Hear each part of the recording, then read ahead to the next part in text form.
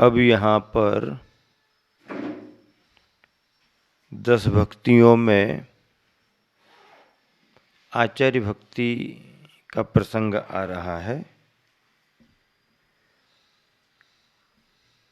आचार्यों की भक्ति आचार्य भक्ति है। आचार्य का पद पंच परमेष्टियों में बड़ा महत्वपूर्ण पद है। वर्तमान काल में यदि देखें तो अरहंत और सिद्ध तो अभी वर्तमान में नहीं है। इस कलिकाल पंचम काल में भरत ऐरावत क्षेत्र में जो मोक्ष का मार्ग चल रहा है उसमें आचार्य उपाध्याय और साधु की ही भूमिका है। आचार्य परमेष्ठी मोक्ष मार्ग के महत्वपूर्ण विशिष्ट महत्वपूर्ण आधार हैं। आचार्य यदि ना हो तो उपाध्याय और फिर साधुओं की व्यवस्था कैसे होगी। ऐसे आचार्यों के आश्रय से मुनिजन, जैसे कहते हैं आचार्य महाद्रुम हैं, तो मुनिगण बेहगा किरण, मुनिगण पक्षी के समान हैं जो डालियों पर आकर के बैठ करके कलरव करते हैं। आचार्य महाध्रुवम बंदे, ऐसे महाध्रुव स्वरूप आचार्य की वंदना की गई है। बड़े भावों से आचार्यों की आराधना की जाती है। शिष्यों के द्वारा आचार्यों की कृपा प्राप्त की जाती है। आचार्यों को प्रसन्न किया जाता है। आचार्यों को प्रसन्नता के कार्य किए जाते हैं। आचार्यों की प्रशंसा, आचार्यों की प्रसन्नता उनकी प्रशंसा करने मात्र से नहीं होती है। उनकी प्रसन्नता जिन शासन के मार्गानुरूप कार्य करने से होती है। देखिए, आचार्यों के बारे में कुछ विशेषताएं हैं जो आपको पहले ध्यान में रखनी है। पहला बिंदु है जो सर्वकाल संबंधी आचरण को जानते हैं, योग्य आचरण करते हैं और अन्य साधुओं से भी आचरण कराते हैं, वह आचार्य कहलाते हैं। त्रिकालवर्ती परिस्थितियों के ज्ञाता वो आचार्य परमेष्ठी। अतीत में क्या क्या हुआ है, वर्तमान की परिस्थितियां क्या हैं और भविष्य में क्या संभावनाएं बन सकती हैं, इन सभी को ध्यान में रख कर के आचार्य परमेष्ठी संघ का नेतृत्व करते हैं, संघ का संचालन करते हैं, संघ को मार्गदर्शन देते हैं। दूसरा बिंदु है जो दर्शन, ज्ञान, चारित्र, तप और वीर्य, इन 5 आचारों का स्वयं पालन करते हैं और दूसरे साधुओं से भी पालन कराते हैं, उन्हें आचार्य कहते। पंचाचार समग्गम। तीसरा बिंदु है जो संघ के संग्रह अर्थात दीक्षा और निग्रह अर्थात शिक्षा या प्रायश्चित देने में कुशल हैं। संगह निग्रह कुशला, ये विशेषण आचार्य परमेष्ठी के लिए दिया गया है। संगह निग्रह कुशला, संग्रह में भी कुशल हों और निग्रह में भी कुशल हों। शरण में आने वाले भव्य जीव के लिए स्वीकार भी करते हों और उसे मोक्ष मार्ग पर लगाकर यथोचित उससे कार्य भी कराते हों। दीक्षा भी देते हैं और योग्य बनाने के लिए उसको शिक्षा भी देते हैं। दीक्षा तो महत्वपूर्ण है ही, लेकिन दीक्षित को शिक्षित करना भी महत्वपूर्ण होता है। तो कोई प्रश्न करेगा, पूछेगा कि पहले दीक्षा फिर शिक्षा या पहले शिक्षा फिर दीक्षा। देखिए, बात ऐसी है कि दीक्षा क्यों ले रहे हैं? इतना ज्ञान, इतना संस्कार, इतनी शिक्षा तो उसको मिल ही जाती है, इतना तो वो समझने लगता है। दीक्षा देने के लिए इसलिए उम्र भी निश्चित की जाती है कि एकदम बाल वय ना हो, विवेक की परिपक्वता हो, सेल्फ डिसीजन लेने की उसकी क्षमता हो, स्वयं अपना निर्णय वो कर सके, किए गए निर्णय को ख्याल में रख सके, किए गए निर्णय के उद्देश्य को समझ सके। ये सब बातें एक योग्यता आने पर होती हैं। फिर शास्त्रोक्त दृष्टि से देखें तो 8 वर्ष अंतर मुहूर्त में भी रत्नात्रय की दीक्षा हो सकती, कोई निर्ग्रंथ बन सकता। अब 8 वर्ष अंतर मुहूर्त ग्रंथों में लिखा है तो आज किसी 8 साल के बच्चे को दीक्षा दे दो, नहीं। वो सिद्धांत ग्रंथों में है, लेकिन वर्तमान परिस्थितियों में वह उम्र इस काल में योग्य नहीं है। तब फिर कितनी उम्र में मुनि दीक्षा हो? तो हमारे गुरुवर आचार्य कहते हैं कि सरकार जितनी उम्र में व्यक्ति को वोट देने का अधिकार देती है, कम से कम उतनी उम्र तो होना चाहिए। क्या? मताधिकार। अपने मत के अधिकार का प्रयोग जब से वो करना शुरू करे, उसमें उसका अपना सोच आ जाता है, उसका अपना निर्णय स्थिर हो जाता है।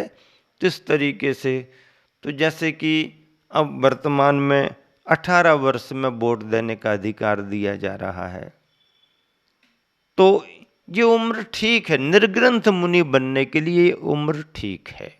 वर्तमान काल में, वर्तमान की परिस्थितियों को देखते हुए कम से कम इतना तो होना।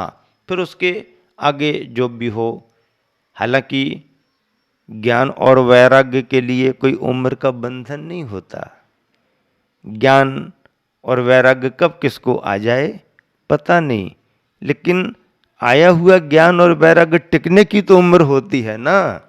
आने की तो कोई उम्र नहीं है, लेकिन टिकने के लिए तो कुछ होती है। ऐसा वैराग्य तो शमशान में सबको हो जाता है। जब भी कोई भी किसी के दाह संस्कार में जाता है, कोई अनहोनी घटना घट जाती, दुर्घटना घट जाती, क्षण भर को सभी सोचते अरे यार रखा क्या है संसार में, सब बेकार है। किसी के निधन में, किसी के अग्नि संस्कार में सोचता है। और मान लीजिए उस समय कोई ना सोच पाए, तो घर में कभी किसी से लड़ाई झगड़ा हो जाए तो जरूर सोचने लगता अरे यार भैया फालतू बातें हैं, जे हमारे हम तुम्हारे, तुम्हारे बिन हम नहीं, हम बिन तुम्हारे नहीं, ये तो सब स्वार्थी बातें हैं, अपनों काम से छुट्टी। ऐसा करके जब विवाद और विकल्पों की स्थिति घर परिवार में बनती है, तो निकट निकट के लोगों में भी वैराग्य का भाव आने लगता है। पर ये वैराग्य टिकाऊ नहीं होता है, ये परिस्थितिजन्य वैराग्य है। परिस्थिति बदली और उनके भाव बदल गए, झगड़ गए, सो वैराग्य दिखने लगा। और अच्छे से भोजन पानी करा दो, सो राग रंग दिखने लगा। इतना ही भाव संसारी ग्रस्तों के वैराग्य में आता है, टिकाऊ नहीं होता। तो दीक्षा और शिक्षा, वैसे मूलाचार आदि में सबसे पहले दीक्षा काल है। दीक्षा काल, शिक्षा काल। दीक्षा धारण करने योग्य जानकारी, दीक्षा क्यों ली जा रही है, क्यों लेना है, इतना ज्ञान तो उस भव्य आत्मा को हो ही जाता है, वो कर ही लेता है और कर भी लेना चाहिए। दीक्षा लेना एक तरह से मोक्ष मार्ग में एडमिशन है। दीक्षा नहीं ली तो एडमिशन नहीं हुआ, दीक्षा ले ली तो आपका एडमिशन हो गया। अब एडमिशन होने के बाद पढ़ाई शुरू होगी। हाँ, विद्यालय के नियम होते हैं। हाँ, एडमिशन तो तुमने लिया नहीं और कोर्स पूछ पाछ करके तुम तैयारी कर लो तो मामला बिगड़ जाएगा। इसलिए पहले एडमिशन लो, उसके बाद में फिर पढ़ाई शुरू होगी। पहले गुरु के चरणों में जाकर के दीक्षा लो, फिर उसके बाद गुरु के द्वारा तुम्हारे को शिक्षा दी जाएगी। पहले संकल्प, समर्पण, संयम, फिर उसके बाद में और सूक्ष्मताओं का अध्ययन। इसका नाम है शिक्षा काल। दीक्षा काल 1, शिक्षा काल 2। फिर अगले काल में गण पोषण काल आता है। दीक्षा काल, शिक्षा काल, गण पोषण काल।